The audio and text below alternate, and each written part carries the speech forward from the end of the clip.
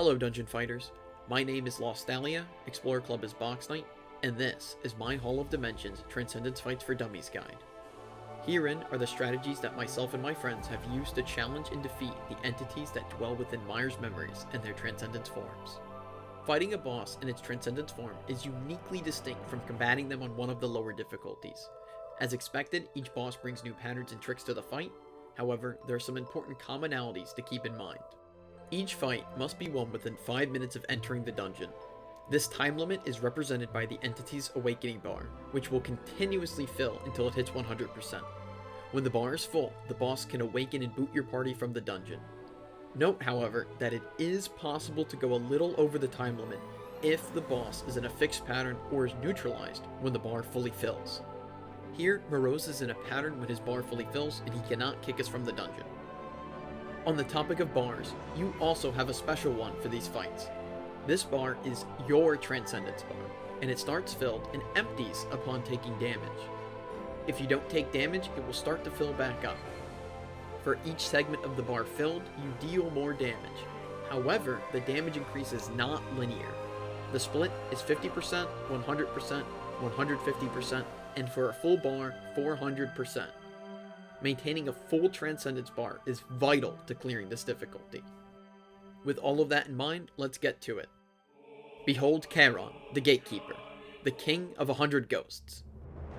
Transcendence Karon has his normal 2 phases, plus an additional 3rd phase.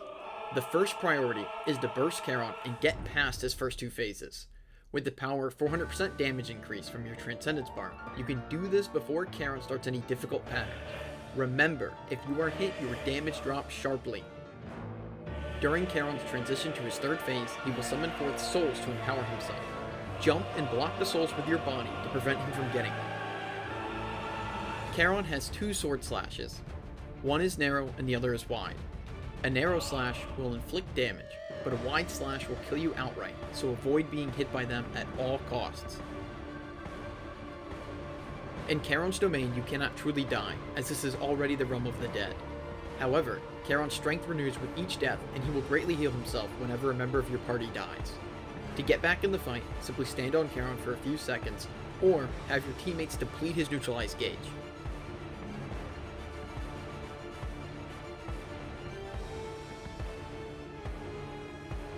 Karon periodically targets a party member with a Soul Cyclone AoE.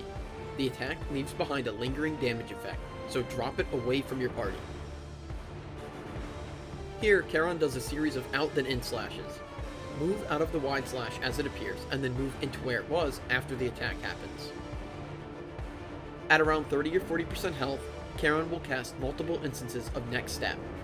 Every time the Next Step cast bar fills, an explosion engulfs the room, save for a small circle of safety around Karon himself. When this happens, a random party member will have their soul shunted from their body. Their soul is connected by a blue-green tether, and that player must walk over to their soul before the following cast of Next Step, or they will die. Karon also continues to drop Soul Cyclones during this, so be mindful of where you drop them. At the end of the pattern, Karon will unleash a Rain of Souls before returning to his slashing patterns. If no one dies during Next Step, Karon should be defeated or close to it. In this instance, he healed during Next Step, so we have a little ways to go still. Continue dodging his slashes and keep the pressure on. With enough practice and determination, this Lord of the Dead will be bested. With Karon defeated, on to the next. The Fount of Abyss is a limitless well of chaotic and evil energy. He has a lot of patterns that make it hard to deal damage at close range, and this particular party composition, Elven Knight, Female Striker, and Battle Mage, struggled with this fight. I recommend bursting Abyss Boy at the start, but here we wait to see what his first attack is, due to our party's need to stand directly on top of him to deal damage. Unlike Karon, Abyss Boy has no Phase 3, so Phase 2 is the final health bar. As in the normal fight, Abyss Boy has high damage reduction, while the bar for his Abyss Gaze is filled purple. Abyss Boy has 2 patterns at this part of the fight, Devouring Evil and Endless Abyss. Devouring Evil spawns cocoons in the Abyss that you can X-string to break, If you don't break them by the time the cast bar finishes, they create AoEs. Endless Abyss spawns a bunch of AoEs that are only visible in the Abyss. You can X-string Abyss Boy while in the Abyss to remove AoEs and create safe zones. Take care in the Abyss. You are silenced while there and will take heavy damage if you remain for too long. Stand on a red orb to return to the normal world. When the bar for Abyss Gaze is empty, Abyss Boy will cast Descent. Enter the Abyss and X-string the boss to make the AoE smaller. When the cast finishes, beams will shoot from the boss, dealing damage as well. The bar for Abyss Gaze will now begin to fill back up, but red this time. Players will be targeted with red circles and a large red orb will be left where the impact happens. Spread these out in the room and do not overlap them. When the bar for Abyss Gaze is fully filled, Abyss Boy will cast Abyssal Onslaught. Again, players will be targeted with red circles, this time larger. Do not let these attacks hit the large red orb from before, else they will all explode. Overwhelming Will follows and is a damage phase for the cast bar duration. After this, you will be dragged down into the deep abyss. Your health and mana drain constantly down here, and you are silenced. X-string clones to heal and get black gray orbs. Pick the orbs up and then hit revealed mouths. Do not drop red orbs on top of each other. Walk into the white pillar of light to escape the deep abyss. Outside, Scattered Abyss is another damage phase. If you do not win here, Abyss Boy will keep going through patterns until he either awakens or you best him. Now, on to the next. He who hid the dew, the great mage Mire, who commands magics of fire, water, earth, and metal, would challenge us at his peak. Prepare yourself. Like Karon, Mire brings a third phase for his Transcendence fight. The goal again is to burst through his first two phases and into the third phase without losing the increased damage from your Transcendence bar. If you can't quite push Mire before he starts attack patterns, play it safe and wait for your chance to strike. Phases 1 and 2 are identical to his normal fight, so nothing should surprise you here. Phase 3 throws all of that out the window as Mire exclusively uses metal magic from here on out. Mire's attacks coat the floor in a silvery metal. Important in a moment here. The horizontal pentacle here must be jumped on repeatedly in order to break it. Mana Concentration is an attack that detonates the metal on the floor. Find a clean spot to stand on to avoid the explosion. Mire's other big pattern in Phase 3 is Cast Annihilation Magic. If the spell is cast, Mire nukes the room, most likely killing everyone that isn't your buffer. To prevent this, you must use the smaller horizontal pentacles to jump into the semisphere of Mire's spell at the top of the screen. I was only able to succeed once, so I would suggest a plan to invul the attack or to resurrect your team after it hits. Here's my party completing the pattern. There was talk that maybe it was bugged the first week, or maybe we're just bad.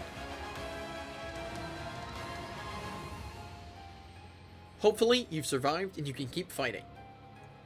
Mire has a few confusing looking attacks, but there isn't a lot of technical information to know about the rest of the fight.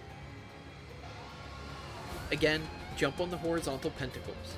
The large ones require multiple bounces, but the small ones dissipate after a single bounce.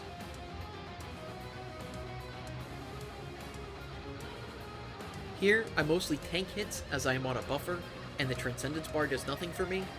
For damage dealers, it is important to keep dodging and avoid taking damage. You can still use the sides of the room to teleport to avoid attacks. I find them a bit jarring to use, but they are still an important tool in this fight.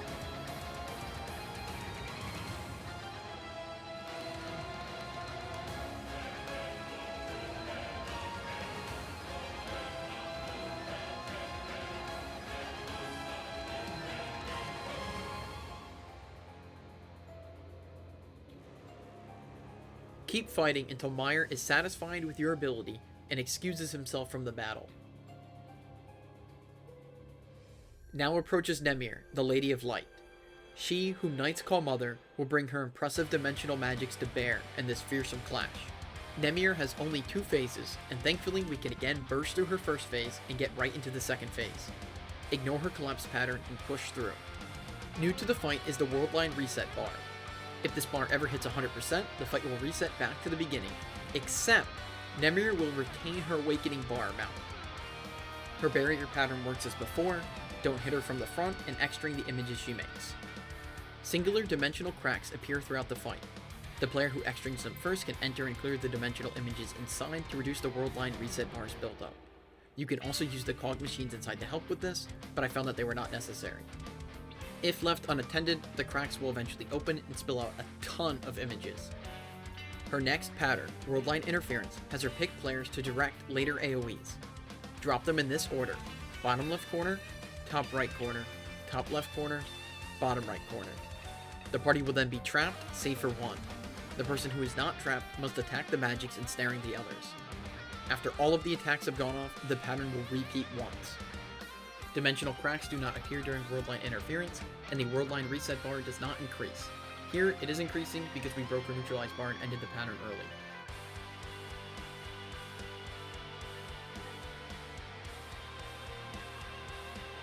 Some of Nemir's attacks create many dimensional images of the same party member, with one true image that blinks with a yellow circle. X-stringing the true image will dispel all of the others as well. When Nemir shelters in her wings, just keep attacking to diminish the size of the AoE. At the end of this fight, Nemir does her dimensional lattice pattern. Avoid them. If you do get hit, attack the dimensional cracks in the order in which they appear. This is not Transcendence specific.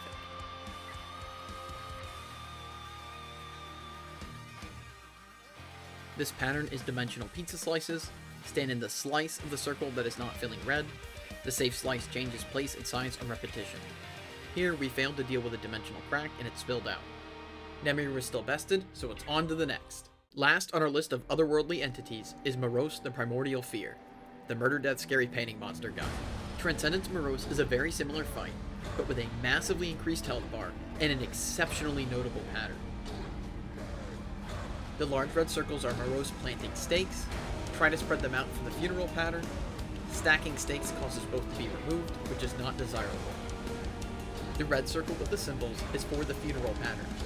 Drop this on a stake, or else be ready to jump the impact at the end of the cast bar. At 70% health, Moros will begin casting Resurrected Fear. During this, he takes reduced damage, so do not spend any long cooldowns. On my Elven Knight, I stayed out to damage him the whole time, while my party completed the pattern. To complete the pattern and prevent Moros from healing to full, you first need to jump inside Moros. Once inside, you must become King of the Monsters by devouring the Entangled Sin residue. Attacking the boss damages it, but you start off too weak to win. Eat other small monsters to become stronger and larger, and then attack the boss. Attacking as the boss launches an attack will counter its attack. If you get hit by the boss, you die outright. Use X-String or A to attack. If you succeed, Moros will power up into his full form. In his full form, one of his new attacks is sending an empty painting in his back half charging across the room. Watch for the red indicator that expands outwards towards the top and bottom of the room. If the screen is tilted, you can jump on the raised side to even it out again. Jump on the Scribnibblies to kill them for good. If you let them live, they will heal Moros, and this really adds up. In this form, Funeral becomes a series of 3 attacks that you simply need to jump at the end of the cast bar to avoid. Moros can still go into the background in Transcendence. Make sure to jump the dust clouds and stomp the Scribnibblies. The next pattern to mention is Painting Flip. Moros grabs the screen as a painting and flips it over. He then plants 6 stakes, and the ones that land on red sigils send out shockwaves. I recommend jumping for each stake if you are uncertain which will have a shockwave. Afterwards, hit Moros to shrink the AoE. The last pattern of note is Ritual of Fear. Simply attack the stakes to move them so that you create a safe zone for your party. Many of these patterns are not Transcendence specific, however Moros can still do them all during his Transcendence fight. Follow all of that and the Primordial Fear won't stand a chance.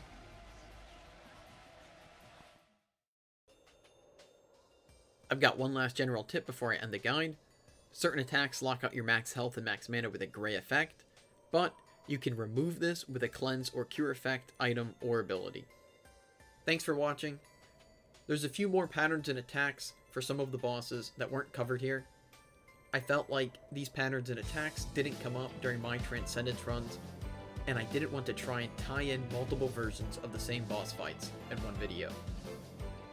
The guide still turned out a bit longer than I would have liked. I know shorter is better, but I hope this helps you conquer the Archmage's Hall of Dimensions. Thank you.